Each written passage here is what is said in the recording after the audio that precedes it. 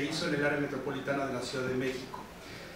Y parte de pues, una serie de situaciones a considerar, como pues, el hecho de que en las democracias, tanto en las que se consolidan como en las añejas y antiguas democracias, hay un decrecimiento en la participación por las vías tradicionales en la vida democrática, y al mismo tiempo pues un enorme crecimiento de plataformas y de productos para los consumidores, que todo esto termina por reforzar claramente nuestra identidad como consumidores en distintos mercados.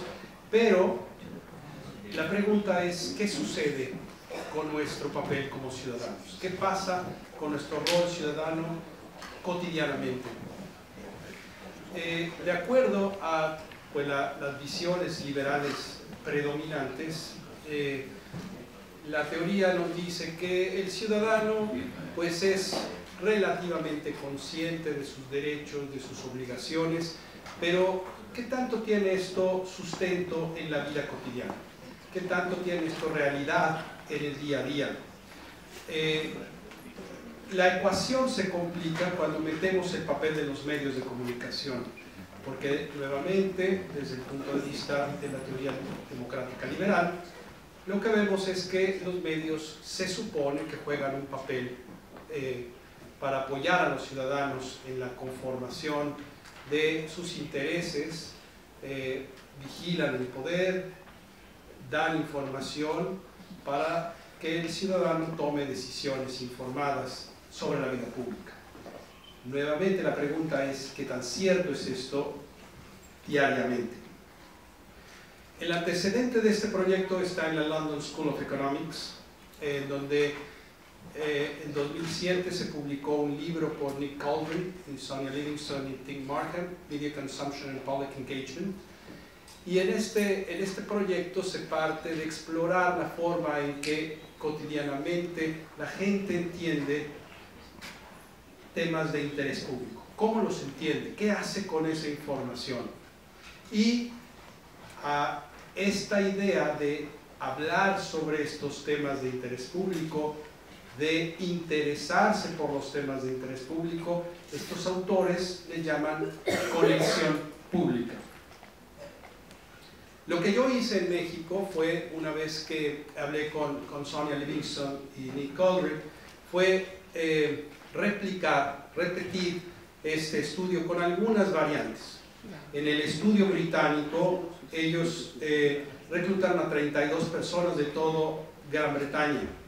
Yo lo que hice fue reclutar 67 estudiantes de diferentes universidades públicas y privadas del área metropolitana amplia de la Ciudad de México, y los seguimos por 3 meses con unas bitácoras electrónicas, un blog, donde podían conectarse todos los días para subir información sobre cualquier tema que ellos entendieran sobre tema de interés público, sin mediar ninguna definición académica.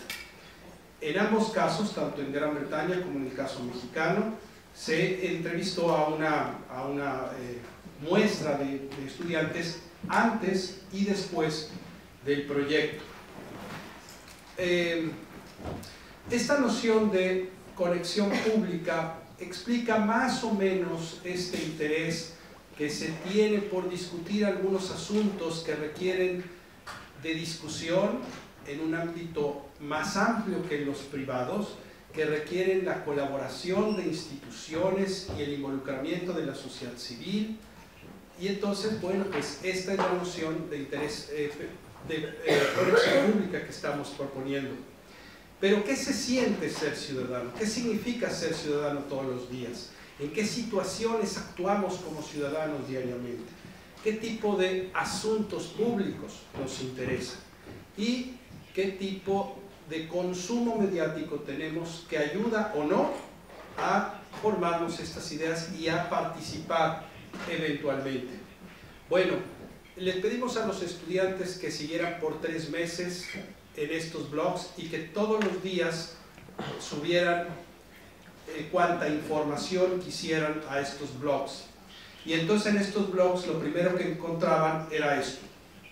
Tenían que llenar algunas categorías su nombre de usuario, que era anónimo, era una clave que tenían ellos, después el tipo de asunto público, los temas, y ahí tenían ellos que ir marcando en diferentes casillas de acuerdo a cómo ellos sentían que podían clasificar la información que les interesaba. Y al final también nos interesaba un poco el tono, ¿sí? La información que ellos tenían era positiva, era negativa, era neutra en relación con los sujetos que aparecían como los importantes en esa información de interés público. Posteriormente venía un campo libre en donde ellos podían llenar, cuán largo quisieran, la información que deseaban poner sobre el tema, sus opiniones, sus sentimientos, sus ideas, todo lo que quisieran poner ahí, cuantas veces quisieran, y podían regresar una y otra vez al mismo tema. Después de que llenaban esa parte libre, aparecía esto, que tenía una única instrucción, ¿no? Por favor, marque en orden de tiempo lo que usted haya hecho. Y entonces venía la información de acuerdo a si yo me enteré por casualidad, si me enteré por mi propia iniciativa, si me pareció que podía interesarme, si me puse a discutir sobre el tema, si tomé alguna acción de tipo virtual o si tomé alguna acción real en el espacio público. Podían regresar una y otra vez, por ejemplo, podían decir en un momento en el tiempo, solo me interesé, y 3 días más tarde regresar sobre el mismo tema de interés público y decir, he hecho una acción virtual, he escrito algo, alguna autoridad, o he estado en un blog de periodistas. ¿Qué hicimos? Bueno, pues después analizamos con el software que todo el mundo conoce esta información.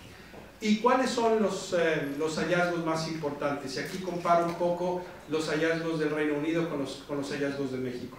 Sobre la noción de público, es muy importante ver que a pesar de que existe una noción teórica que la gente tiene sobre lo público y lo privado, a la hora de las prácticas, esto en realidad va desapareciendo. Esta desaparición de lo público y lo privado es más clara en México que en el caso británico. Por ejemplo, los estudiantes en la mañana toman café, toman fotografía de su café, suben la fotografía en Facebook y comentan sobre qué bueno está mi café. Del mismo modo en que esta acción está anclada en lo privado, y con esta misma lógica toman una fotografía de un hoyo en la calle y la mandan al tweet de una autoridad pública reclamando que deben arreglar ese hoyo. Pero no se dan cuenta que están actuando en un espacio público. Para ellos, en realidad, siguen ancladas las prácticas en lo privado. Están cruzando todo el tiempo entre unas y otras. Entonces requerimos pensar mejor estas ideas. Sí hay estas nociones de lo público, pero más bien tienen que ver con pues estas cuestiones prácticas. Sobre la mediación, y ya casi voy concluyendo, de acuerdo a los blogs, la conexión empezaba a partir de algo que se enteran a veces por casualidad, y de ahí van empezando a buscar ellos en las redes sociales.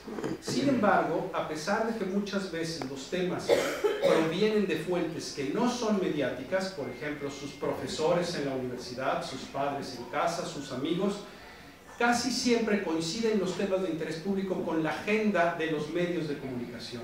Por lo tanto, hay una agenda mediática y esto refuerza estas viejas ideas del agenda setting, de priming, etcétera, que sigue de alguna manera todo muy conectado.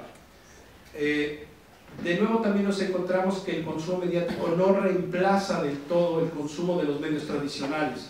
Terminan consultando mucho en los websites de los medios tradicionales. Bueno, para el caso de México también encontramos 3 tipos de aspectos que los conectan con el mundo público. Uno, una condición estructural que es el ser estudiantes universitarios en un país en donde la educación universitaria pues es de privilegio. Entonces eso los hace sentirse críticos y los hace sentirse con herramientas empoderados para criticar la realidad. Luego tienen una situación instrumental, que son las redes sociales, es el vehículo con el que se conectan, y los temas que disparan su conexión tienen que ver con temas en donde hay indignación, hay corrupción, hay abuso de poder y hay injusticias. Este es, digamos, el común denominador y es lo que hoy en día puede explicar las manifestaciones públicas que tenemos en México en estas semanas, son estos mismos temas.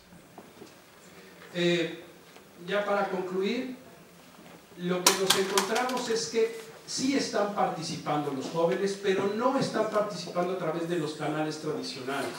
Se necesitan nuevos conceptos y nuevas formas de entender estas participaciones que cruzan de lo público y lo privado todo el tiempo. Y a veces ni siquiera ellos son conscientes de esta participación. Hay también, y esto es una buena noticia para México, un país donde no tenemos una tradición deliberativa.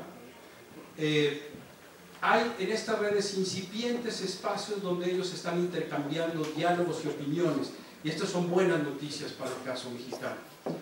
En la base es sentirse empoderados para sentirse ciudadanos, y esto pasa por la información, y a partir de esa información, sobre todo en los temas que ya decía, injusticia, corrupción, ellos deciden o no actuar y participar. Y ya la última lámina es, bueno, creo que tenemos que reflexionar sobre este cruzamiento entre lo público y lo privado. Las formas de pregunta de las encuestas tradicionales tipo Nielsen realmente ya no están tomando o son representativas o mapeando estas transformaciones, porque preguntan, ¿usted pertenece a algún partido político? Los jóvenes ya no les interesa pertenecer a partidos políticos, desconfían de los partidos políticos, no solo en México, sino en muchos otros lados más. Necesitamos nuevos modelos en la ciencia política para que categoricen estas nuevas transformaciones, y me parece que cualquier respuesta a estas interrogantes pues tiene que ver con el futuro de nuestras democracias, no solo en los países de democracia emergente, sino también en las democracias consolidadas. Muchas gracias.